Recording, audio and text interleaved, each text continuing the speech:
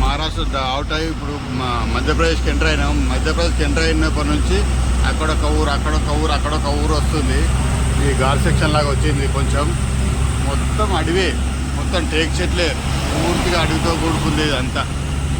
మేము మహారాష్ట్ర నుంచి ఎంపీలోకి ఎంటర్ అయినప్పటి నుంచి మొత్తం అడవి, ఇదే పెద్ద పెద్ద చెట్లు అన్నీ కాలిపోయినాయి, అన్నీ అవే ఉన్నాయి. అయ్యో రమేష్ అనే డ్రైవింగ్ చేస్తూ నేను కూర్చొని వీడియో తీస్తున్నా. రాత్రి నుంచి ఆయన నడుపుతాడు పాపం. లేదు సరే పడుకోమంటాడు లేవమంటాడు. నా పడుకోనే వచ్చుకో. మొత్తం అన్నీ పెద్ద పెద్ద చెట్లు. ఇలా ఇది ఘాట్ సెక్షన్.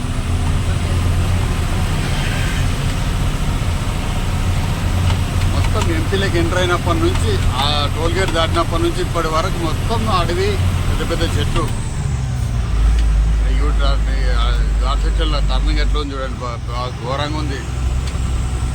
ఇలా పక్క నుంచి ఏం బయటకి అటాక్ చేయకుండా ఒక జాలి పెట్టారు, బాగుంది. సేఫ్ సైడ్ ఇది. మన దగ్గర కూడా ఇస్తారు ఘాట్ సెక్షన్ అలా పెడితే బాగుంటుంది. వస్తుంది ఎట్లా వస్తున్నాయి ఇవన్నీ.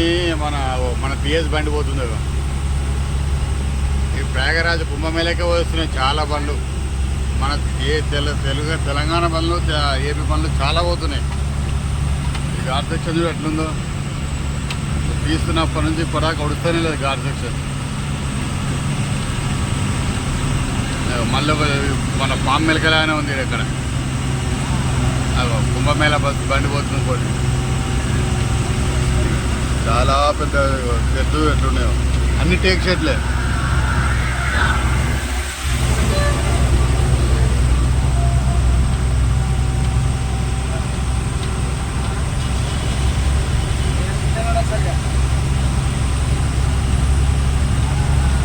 ఈ కొండ పైన కొండలాగా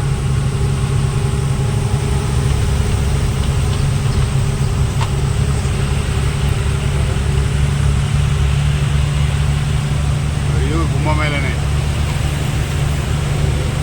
ఈ లారీల కంటే కూడా ఎక్కువ కుంభమేళకే పోతున్నాయి బండ్లన్నీ. ఫుల్ జామ్ ఉందంట అక్కడ. అయితే ఎంత టైం పడుతుంది మేము మరి మా అన్లోడింగ్ పాయింట్ పోయేసరికి. ఇది మూడో మెలక ఇది.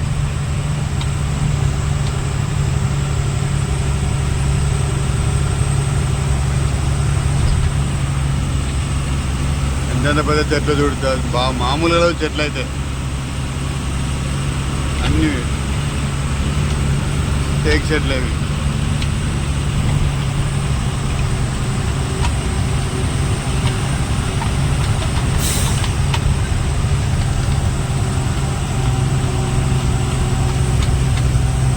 ఘాట్ సెక్షన్ ఏమన్నా పెద్దగా ఉందా అన్న ఇది?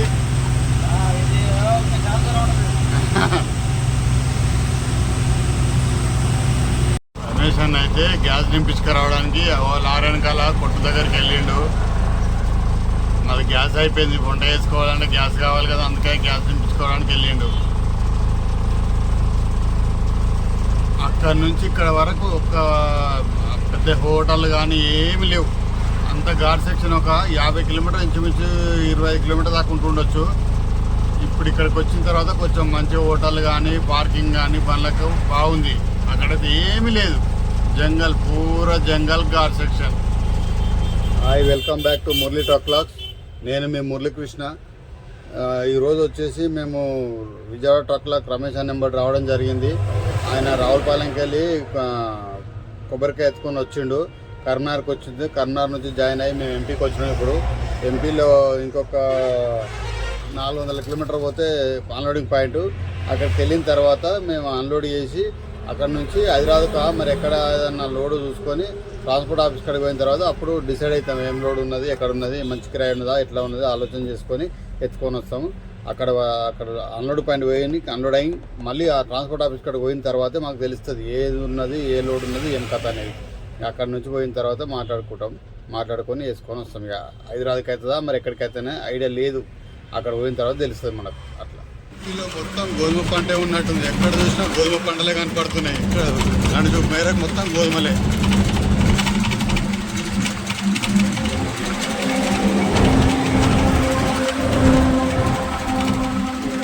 గోధుమలు మన దగ్గర మొక్కజొన్న జొన్నలు ఎట్లా పడుతుందో ఊరి ఎట్లా పడుతుందో ఇక్కడ గోధుమలు ఎట్లా పడుతుంటే ఫుల్గా.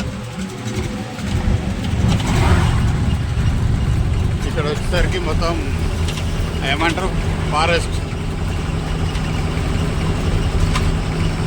ఇక్కడ జై హనుమాన్ మొత్తం గోధుమలే.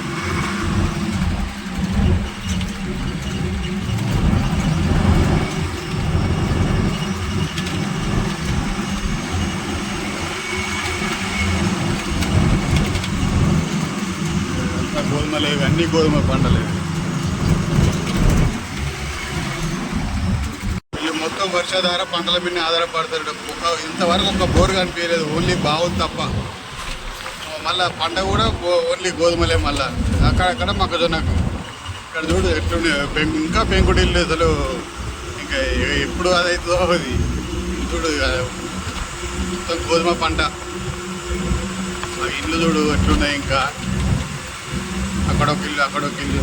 ఇంకా నీళ్ళు మాత్రం పొదుపుగా వాడుకోవడం తెలుసు వీళ్ళకి బాగా. అన్నీ అక్కడ డ్రాప్ సిస్టమ్ పెట్టిరు బాగా. వర్షాలు పడితేనే పంటలు, లేకుంటే లేదు. ఇక మరి అంతా గోధుమ. ఇంత డ్రాపింగ్ సిస్టమ్ బాగుంటుంది, వేస్ట్ కాకుండా వాటర్ బాగా. ఇక్కడ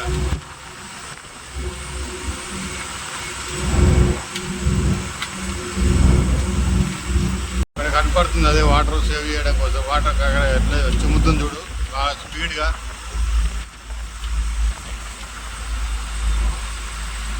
బండి మొత్తం అన్లోడ్ అయిపోయింది. ఇంకొక 2 నెట్లు ఉన్నది. ఈ ఎంపీలో జబల్పూర్లో కాల్ అవుతుంది. ఎంపీలో జబల్పూర్లో కాల్ అయిపోతుంది మొత్తం.